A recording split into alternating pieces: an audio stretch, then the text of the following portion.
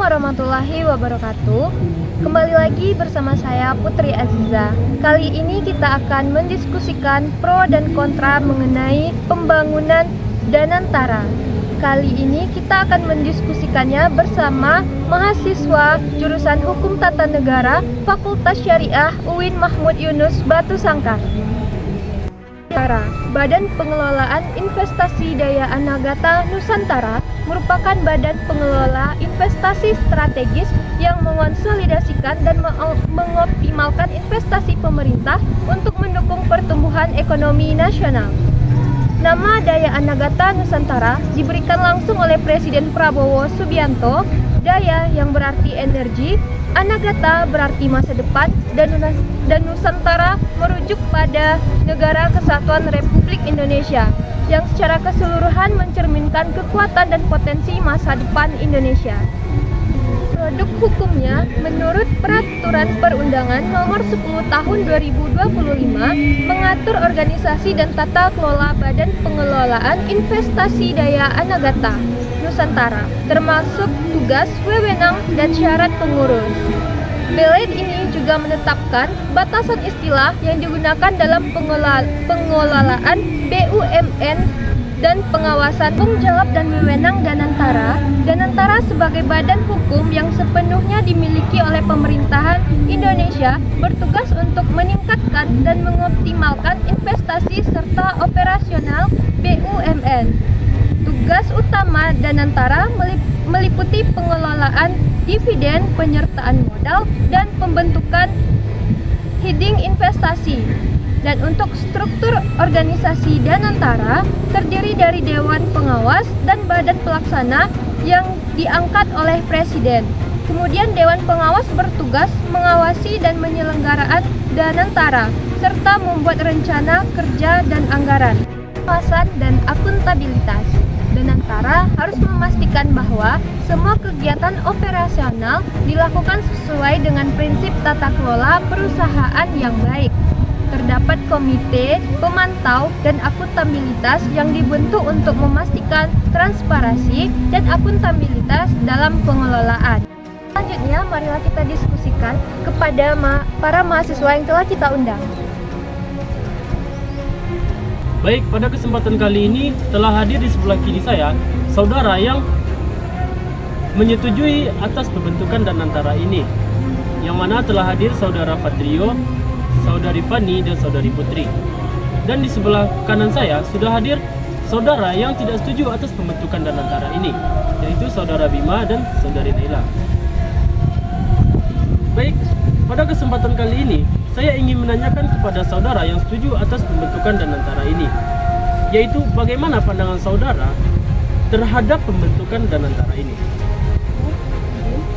Menurut saya, pembangunan BPI Danantara ini sangat bagus karena dengan pembangunan ini berpotensi besar dapat meningkatkan ekonomi Indonesia, terutama BUMN, dapat mengelola aset negara yang sangat besar sehingga dapat memperkuat sinergi BUMN dengan sektor perbankan dan juga dengan pembangunan menarik investasi asing untuk berinvestasi sehingga dapat mendukung pertumbuhan nasional dan juga dengan pengelola yang baik dan transparan.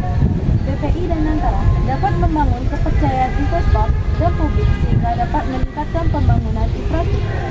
Dengan kita dapat melihat di Indonesia ini, pembangunan masih belum merata dan tingkat ekonomi belum stabil sehingga dengan adanya pembangunan dapat meningkatkan ekonomi Indonesia belum stabil di Indonesia ini. Pentingnya pembangunan BPI Danantara ini karena dapat mempercepat pembangunan ekonomi nasional, pengelolaan aset negara yang optimal, dan peningkatan investasi strategis. Sebentar saudaraku, apakah saudara yakin dengan argumen yang saudara sampaikan tadi? Sedangkan saudara sendiri yang mengatakan ekonomi di Indonesia sekarang tidak stabil. Dan program ini harusnya sudah didesain dan diimplementasikan sejak lama. Namun sayangnya diluncurkan di momentum yang kurang kondusif. Pasalnya, pemerintah saat ini tengah diterpa berbagai isu sosial politik dari berbagai program yang didapatkan publik seperti program efisiensi anggaran makanan bergizi gratis, revisi undang-undang minerba. Sebentar, Ya, sudah. karena adanya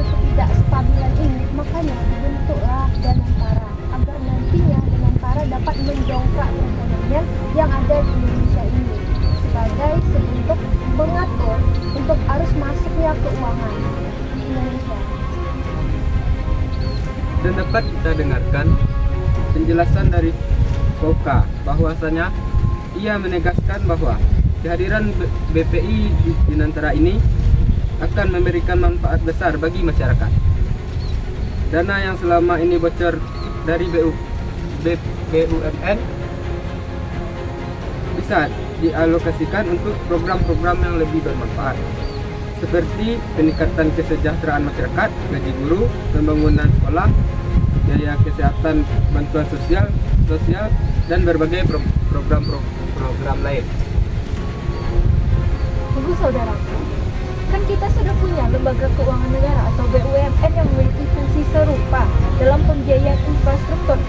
Pembentukan Danantara ini nantinya dikhawatirkan akan menciptakan duplikasi fungsi, inefisiensi birokrasi, dan juga potensi persaingan yang tidak sehat antar lembaga. Pembentukan lembaga baru tentu memerlukan alokasi anggaran untuk operasional, sumber daya manusia, dan juga infrastruktur. Jadi, apakah alokasi anggaran ini merupakan prioritas yang tepat, dan apakah dana tersebut dapat dialokasikan secara lebih efektif untuk memperkuat lembaga yang sudah ada? Dan saya juga mengkhawatirkan bahwasannya keputusan investasi dan penyaluran dana dapat dipengaruhi oleh kepentingan politik tertentu yang berpotensi mengarah pada inefisiensi dan bahkan korupsi. Dan jika mekanisme pengawasan dan akuntabilitas Danantara tidak kuat, ada resiko terjadinya penyalahgunaan wewenang dan kurangnya transparansi dalam pengelolaan keuangan dan proyek yang didanai. Dan saya juga khawatir akan adanya potensi konflik kepentingan antara pengelola Danantara dengan pihak-pihak yang terlibat dalam proyek pembangunan. Tadi saudara juga mengatakan bahwasanya dana yang selama ini bocor dari BUMN bisa dialokasikan untuk program-program yang lebih bermanfaat, seperti peningkatan kesejahteraan masyarakat. Tapi kenyataannya masyarakat tersiksa akan hal ini. Begini saudara, Danantara itu sebagai wadahnya BUMN karena asalnya adanya Danantara, karena dari Indonesian Corruption Watch ICY mengingatkan bahwasannya sejak 2016 hingga 2021 sudah terdapat 119 kasus korupsi yang melibatkan BUMN dengan nilai kerugian mencapai sekitar 400 triliun. Nah, makanya Danantara ini dibentuk sebagai sebagai pengelola keuangan agar tertib dan terkontrol. Bentar saudaraku, nampaknya saudara menghindar dari masalah yang mana itu BUMN aja tidak terjalankan dengan lancar. Sedangkan saudara setuju dengan adanya Danantara. Apakah saudara mau dengan ini makin kuat? Bukan menghindar saudara, makanya dibuatlah Danantara sebagai bentuk penampungan untuk mengalokasikan semua aset-aset yang telah dimiliki oleh BUMN agar Bentar. apa? Baik, sepertinya pembahasan kali ini sangat rancu. Mungkin pembahasan kali ini kita skip terlebih dahulu. Kita lanjutkan kepada pembahasan selanjutnya, yang mana saya ingin menanyakan terlebih dahulu kepada tim yang setuju atas pembentukan Danantara ini. Bagaimana pandangan saudara terkait efisiensi anggaran?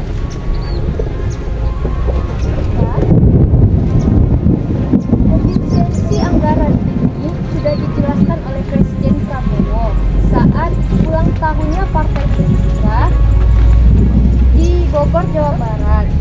Dalam materinya, ia menyebutkan bahwasannya efisiensi anggaran ini akan didapatkan melalui 3 putaran.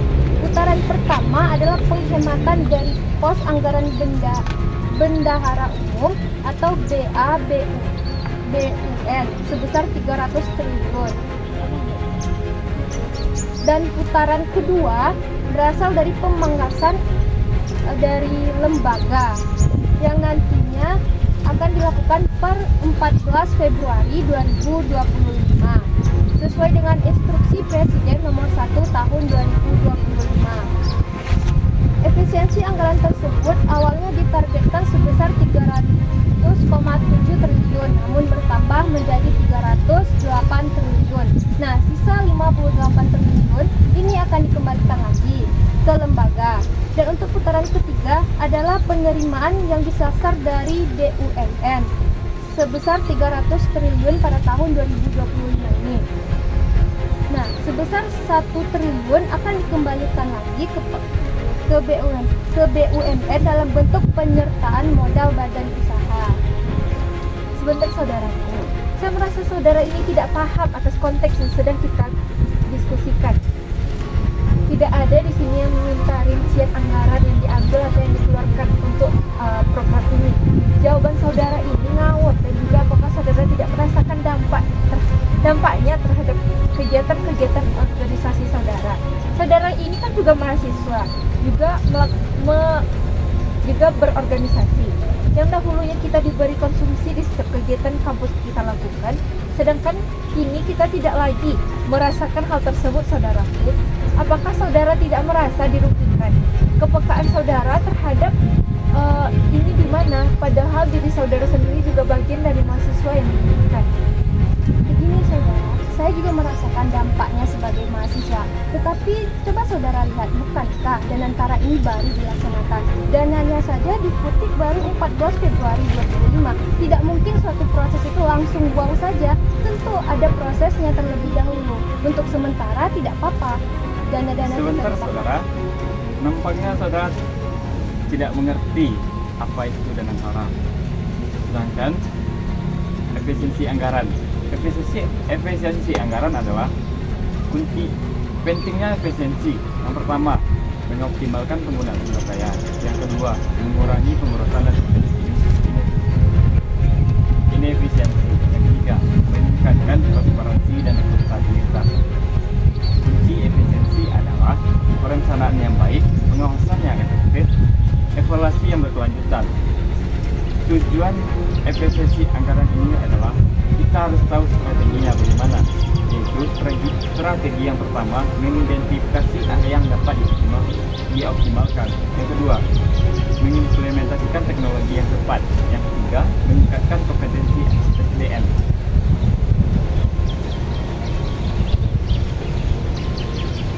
Bukan begitu saudara, dengan pengelolaan aset yang terpusat, profesional, Danantara dapat meningkatkan efisiensi anggaran negara melalui pengelolaan investasi yang lebih terstruktur dan fokus pada proyek-proyek strategis sehingga energi baru terbarukan, infrastruktur canggih dan ketahanan pangan. Hal ini memungkinkan pemanfaatan sumber daya secara optimal untuk mendorong pertumbuhan ekonomi yang berkelanjutan. Tunggu saudara tadi mengatakan bahwasanya untuk sekarang ini tidak apa-apa kita dirugikan. Apakah nanti saudara bisa menjamin hal ini semua akan mendapatkan feedback yang baik ke depan? Bukan begitu saudara, tentu nanti kan ada penyelesaiannya oleh pendiri-pendiri Danantara ini. Tidak semuanya itu akan tidak kembali pada kita, nantinya kita dikembalikan pula kepada kita saudara. Nanti seperti contoh saat panitia kita tidak ada konsumsi, tapi kita masih bisa berkuliah kan? Nah itu contohnya. Kita masih Baik, dapat- sepertinya pembahasan ini sangat seru. Saya sangat suka dengan pembahasan yang saudara sampaikan. Baik, kita lanjutkan saja ke pertanyaan selanjutnya. Saya ingin menanyakan kepada saudara,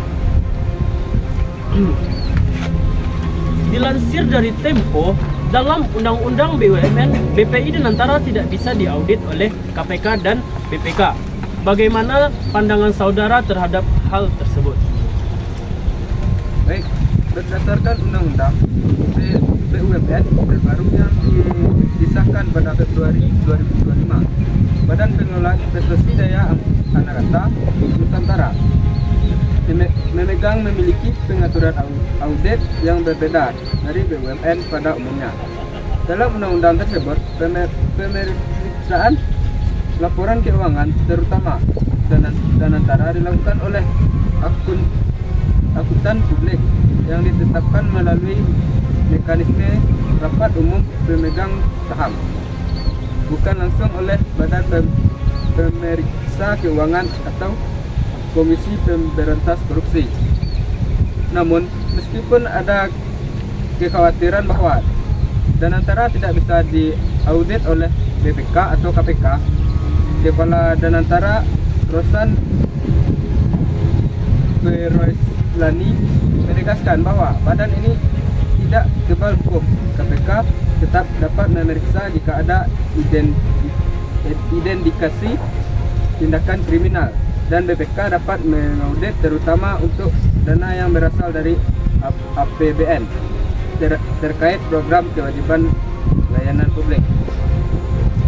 Menurut saya, dengan berpayung dengan undang-undang BUMN, BPI dan antara ini tidak bisa diaudit oleh BPK dan juga KPK. Dalam red baru, pemeriksaan laporan keuangan perusahaan tahunan dilakukan oleh akuntan publik. BPK dan BPKP hanya dapat memeriksa jika ada permintaan dari DPR atau pemeriksa dengan tujuan tertentu. Dan pembentukan dana antara ini juga berisiko melemahkan kewenangan penegak hukum seperti BPK. Kalau ceritanya begini, saudara, tikus-tikus seperti yang saudara katakan tadi itu semakin mudah untuk merajalela karena ada yang melindungi mereka. Jika tikus-tikus itu tidak ada pun, apakah saudara bisa menjamin bahwasanya hal apa saja yang sudah direnggut dari kita Bukan begitu, yang saudara. seharusnya jadi hak Bukan kita begitu, akan kembali saudara. ke kita? Apakah program ini tidak sedikit? Banyak yang dikorbankan, saudara, banyak yang dirugikan, termasuk kita semua yang ada di sini. Bukan begitu, saudara. Kan sudah dijelaskan oleh Presiden Prabowo, dia yang menaungi Danantara ini. Meskipun ada kekhawatiran soal audit, Presiden Prabowo telah menegaskan bahwa Danantara akan diawasi secara ketat dan berlapis oleh berbagai lembaga. Saya telah menjelaskan berbagai lembaga, termasuk komitmen pengawasan yang melibatkan Ketua KPK, Ketua BPK, dan pejabat tinggi lainnya. Sistem pengawasan ini dirancang agar aktivitas Danantara tetap transparan dan akuntabel, sekaligus menggunakan teknologi canggih untuk mendeteksi. Oleh karena itu, meskipun audit KPK dan BPK tidak dilakukan secara langsung, pengawasan ketat dan berlapis ini cukup efektif untuk menjaga integritas Danantara. Bentar saudara, nampaknya saudara tidak mengakui tentang penyimpangan ini, yang mana yaitu pendirian Badan Pengelola Investasi Daya Anagata Nusantara (BPI) Danantara telah memunculkan perdebatan terkait independensi dan mekanisme pengawasan lembaga ini. Salah satu isu utama adalah ketidakmampuan Badan Pemeriksa Keuangan (BPK) dan Komisi Pemberantasan Korupsi (KPK) untuk melakukan audit terhadap Danantara tanpa adanya permintaan dari Dewan Perwakilan Rakyat (DPR) atau pemeriksaan dengan tujuan tertentu. KPK tidak bisa audit Danantara. ICW berisiko melemahkan penegak hukum. Kan sudah saya jelaskan, saudara, bahwasannya Danantara ini sudah diawasi oleh komitmen pengawasan yang melibatkan Ketua KPK, Ketua BPK, dan pejabat tinggi lainnya. Tidak begitu, saudaraku. Ini tetap harus ditolak karena pembatasan kewenangan audit tersebut justru melemahkan penguasaan negara terhadap pengelolaan dana publik yang sangat besar dan strategis. Meskipun Undang-Undang BUMN terbaru mengatur bahwa audit rutin dilakukan oleh akuntan publik dan BPK hanya dapat melakukan pemeriksaan dengan tujuan tertentu atas permintaan DPR. Jika tidak diminta bagaimana? Jika mereka menutupi itu semua bagaimana? Hal ini membuka celah lemahnya transparansi dan potensi penyalahgunaan dana negara tanpa kontrol yang memadai. Kewenangan audit oleh BPK dan KPK sangat penting untuk memastikan akuntabilitas dan mencegah korupsi. Sedangkan diawasi saja masih korupsi, apalagi jika tidak, saudaraku. Mengingat besarnya risiko penyimpangan di BUMN, sehingga pembatasan ini berpotensi merugikan kepentingan publik dan tata kelola keuangan negara yang sehat. Ini, saudara, bukan melemahkan atau bagaimana. Kan sudah dijelaskan tadi, kan Indonesia Revolution Watch seperti yang disebutkan oleh saudara Bima, ICY, bahwa mekanisme pengawasan seperti ini dapat membuka celah penyalahgunaan dana, implikasi potensi korupsi di BUMN yang tergabung di Danantara akan meningkat. BUMN inilah yang banyak mendapatkan kerugian, saudara. Salah satu kekhawatiran terbesar dari ketidakmampuan BPK dan KPK mengaudit Danantara adalah melemahnya pengawasan terhadap dana BUMN. Menurut data ICY, sejak 2016 hingga 2021 sudah terdapat 119 kasus korupsi yang melibatkan BUMN dengan nilai kerugian mencapai lebih dari 400 triliun tanpa pengawasan langsung dari lembaga lembaga negara. Seharusnya saudara, yang diganti itu bukan programnya atau lembaganya, orang-orang yang melakukan tersebut yang harus diganti. Itu bisa terjadi karena tidak ada seleksi atas siapapun yang akan di sana. Karena di negara kita sekarang ini itu proses pengambilan untuk pegawai di instansi pemerintah itu berdasarkan dinasti. Kan sudah jelas kita lihat, sudah terpampang nyata sekarang kan. Baik, terima kasih saudara-saudara. Saya sangat suka atas perdebatan pada kesempatan kali ini. Namun karena terbatasnya waktu, mungkin hanya sekian pertanyaan yang dapat saya berikan kepada saudara-saudara. Mungkin pada kesempatan lainnya kita dapat berkumpul kembali untuk membahas terlebih lanjut tentang pembentukan BPI dan Antara ini. Atau kita bisa membahas hal-hal lain juga terkait negara Indonesia pada saat ini. Baik, mungkin hanya sekian yang dapat saya sampaikan kepada saudara-saudara. Terima kasih atas waktu yang sudah diberikan. Saya ucapkan terima kasih. Assalamualaikum warahmatullahi wabarakatuh. Waalaikumsalam warahmatullahi wabarakatuh. Alhamdulillah. Terima kasih. Mungkin hanya sekian yang dapat kami sampaikan. Kami dari kelompok 4. Jikalau ada kesalahan kata, kami mohon maaf. Anda dapat membohongi satu orang dalam satu waktu. Anda juga dapat membohongi satu orang sepanjang waktu. Tapi Anda tidak dapat membohongi orang sepanjang waktu. Abraham Lincoln. Hidup mahasiswa. Hidup mahasiswa. Assalamualaikum warahmatullahi wabarakatuh.